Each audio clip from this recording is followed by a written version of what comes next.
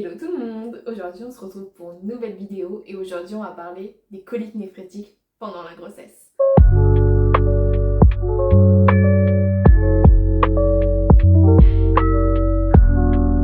Comment ça a commencé? Alors pour ma part, ça s'est déclenché le 30 avril suite à un rapport. Donc un soir, tout se passe comme ça doit se passer. Et après un rapport, je me sens pas bien tout de suite. C'est-à-dire que, je sais pas, je me sens un peu nauséeuse. Je sens que je suis pas comme d'habitude. Il y a quelque chose qui va pas.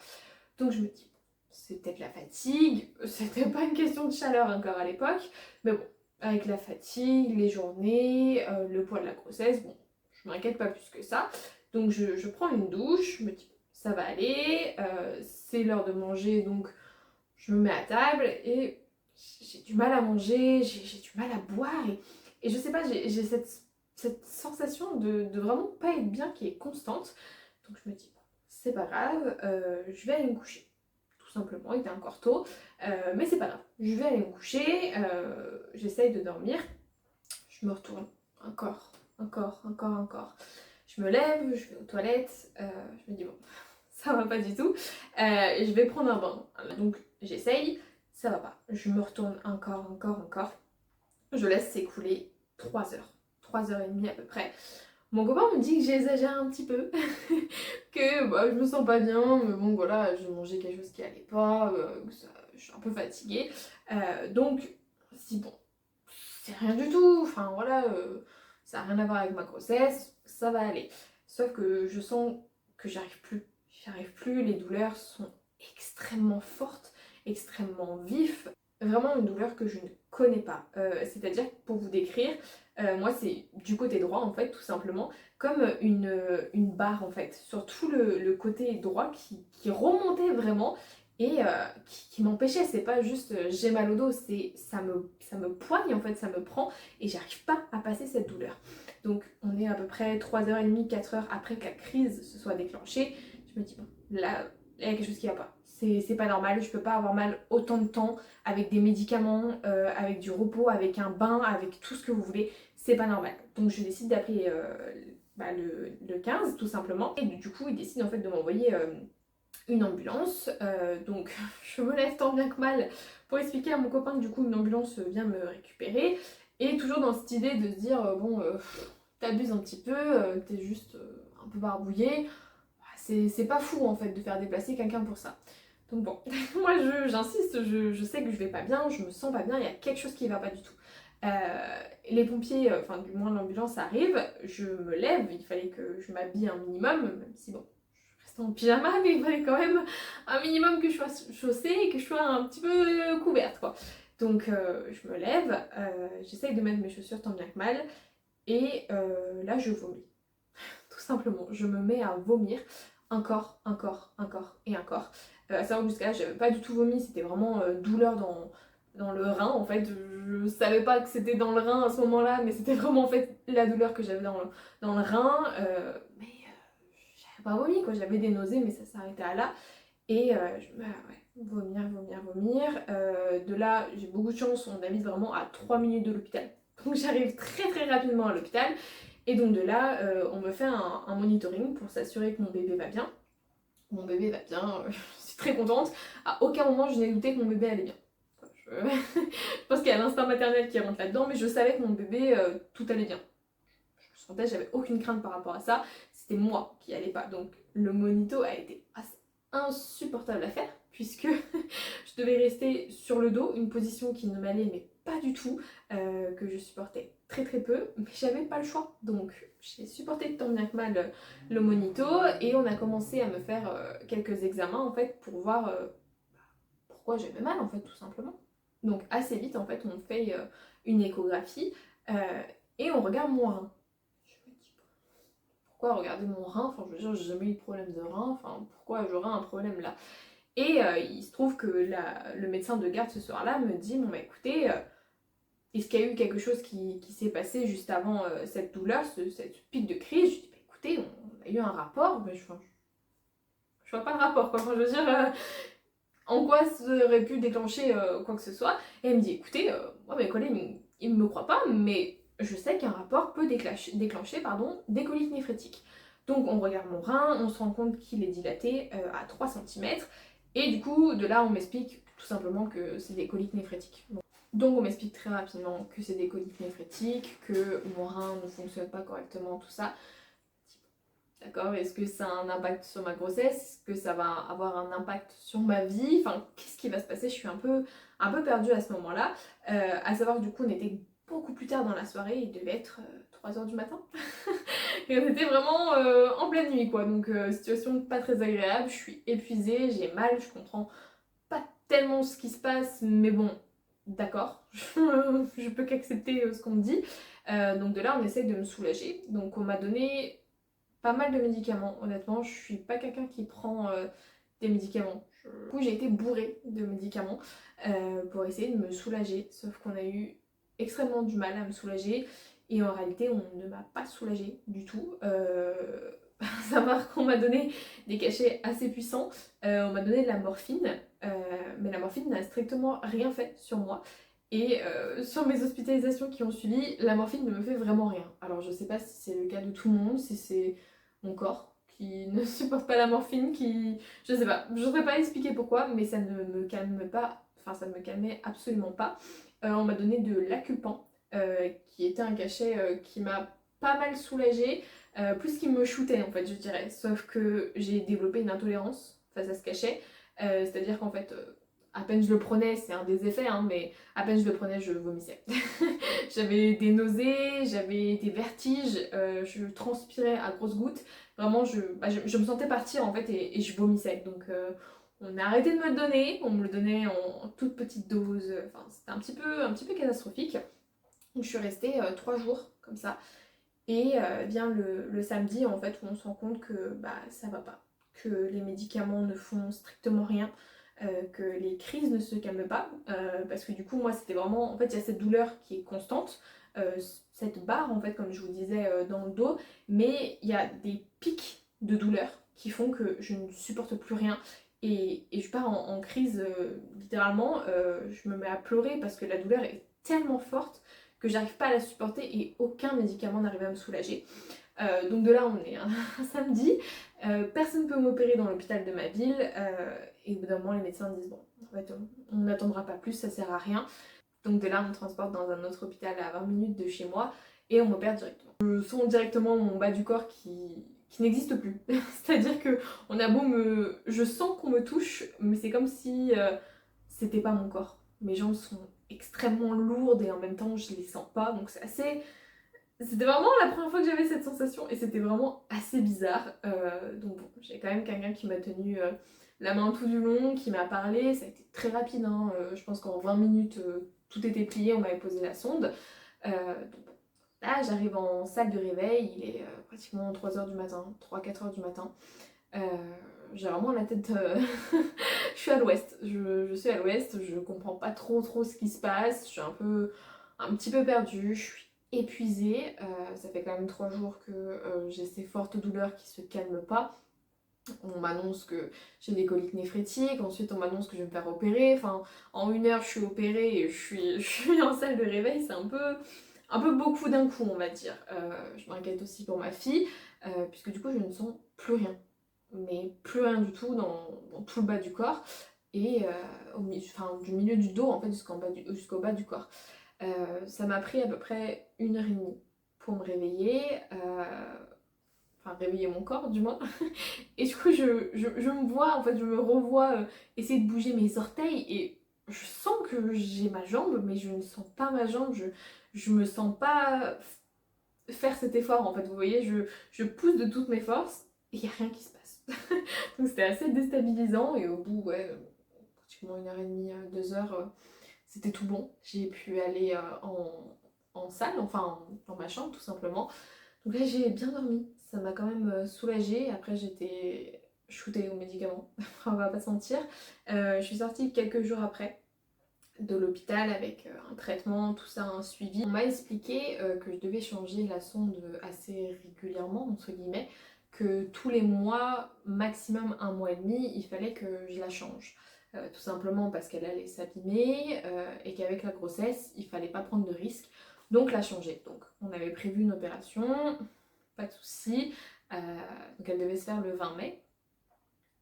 Voilà, je continue à vivre ma vie, j'ai toujours ces douleurs, je fais encore quelques crises, je vais quelques fois à l'hôpital, mais ça va, on arrive à calmer la douleur avec un petit peu de médicaments, voilà. Ça se contrôle, on va dire. Sauf que plusieurs fois, du coup, j'ai été hospitalisée d'urgence et je suis restée à chaque fois 3-4 jours, en fait, avec la même douleur. Euh, donc ça a été très compliqué. Moralement, c'est désespérant. C'est désespérant parce que ça m'a un peu ruiné ma grossesse, honnêtement, parce que ça me fatigue et à l'heure d'aujourd'hui ça me fatigue encore. C'est épuisant. C'est une douleur qui est constante et c'est compliqué de vivre avec en fait. Et ça m'a un peu... Ouais, je pense que ça m'a vraiment gâché ma grossesse et que du coup j'arrive pas à en profiter totalement. Je devais changer du coup le 20. Sauf qu'en fait ça s'est pas passé comme ça. 3 jours avant j'ai fait une énorme crise où j'ai dû me rendre à l'hôpital tout simplement. Et on a essayé de me calmer, de me donner des médicaments, mais encore une fois bah, ça ne faisait rien sur moi. Donc on a décidé quand même d'attendre la date d'opération. Donc ça a été compliqué. Mentalement c'est très compliqué de se dire bon bah il faut que j'attende tel jour pour me faire opérer. Alors que bah, j'ai mal en fait, j'aimerais qu'on me soulage maintenant, mais c'est pas possible. Donc de nouveau, on me fait l'anesthésie. Donc bah, ça s'est pas très bien passé. C'est-à-dire que la personne, bah, l'anesthésiste, a eu beaucoup de mal à me piquer. La personne me faisait mais tellement mal que j'en pleurais, mais je criais en fait de douleur.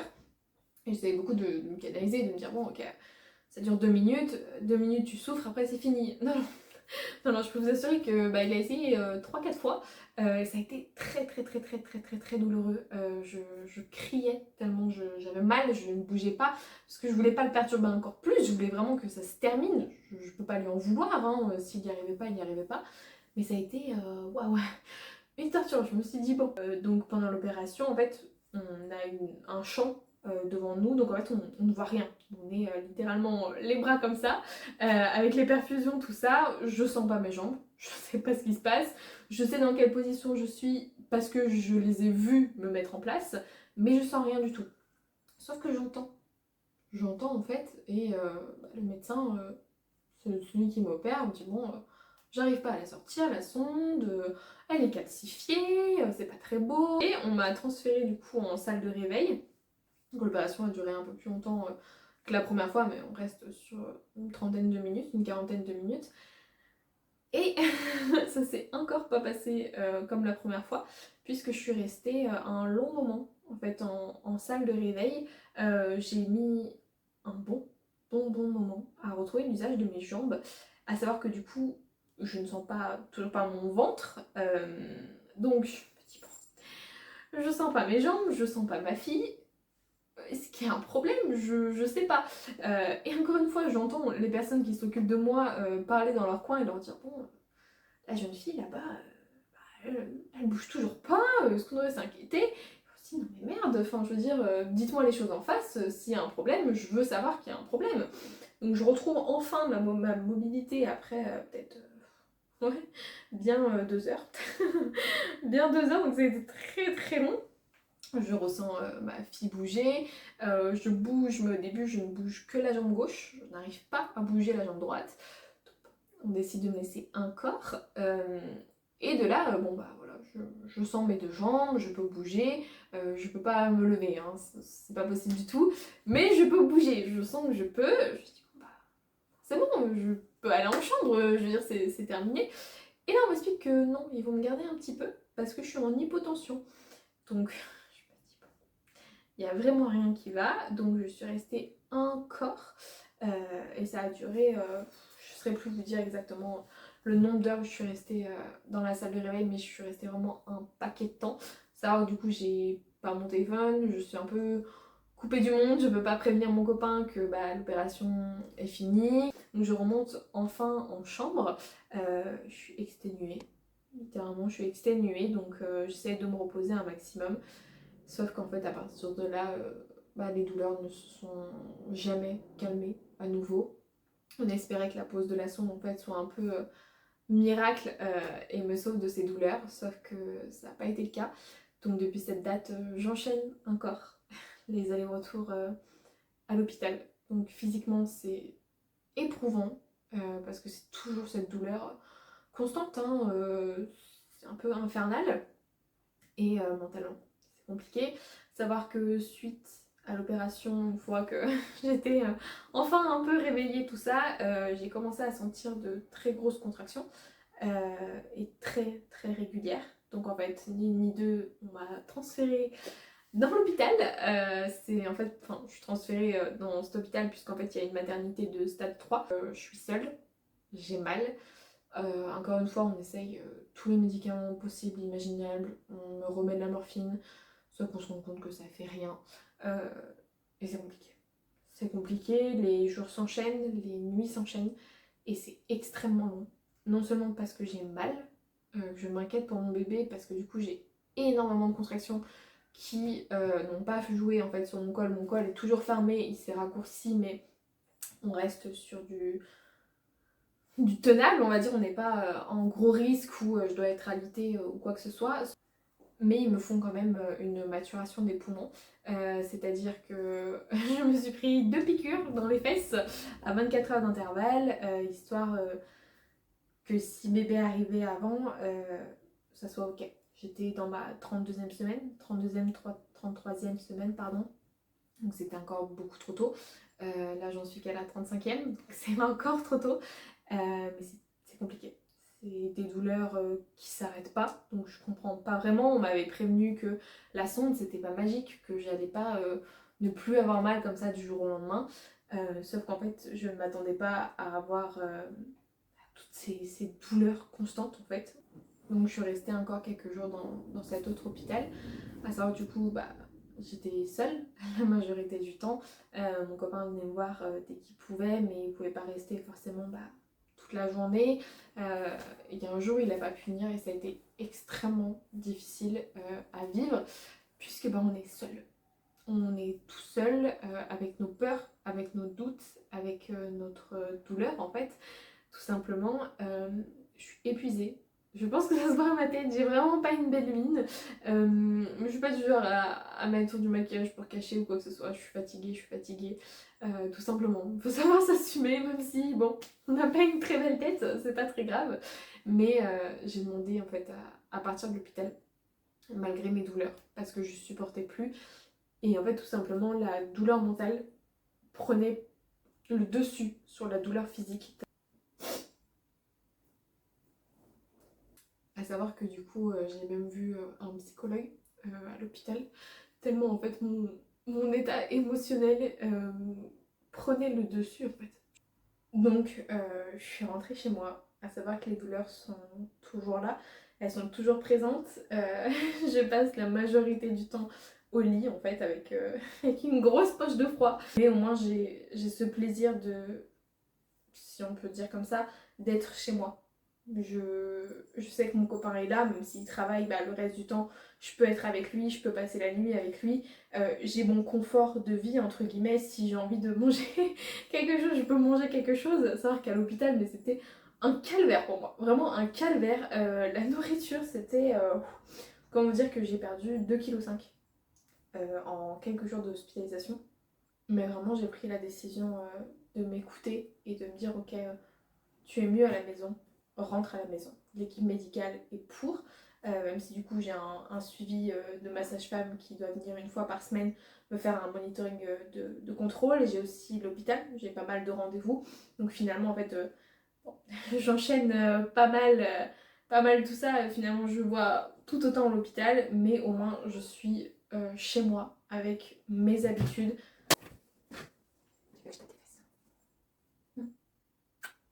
Puis j'ai fait un peu de parcours, il me reste 2 semaines avant d'arriver, enfin de mettre fin en fait à la prématurité.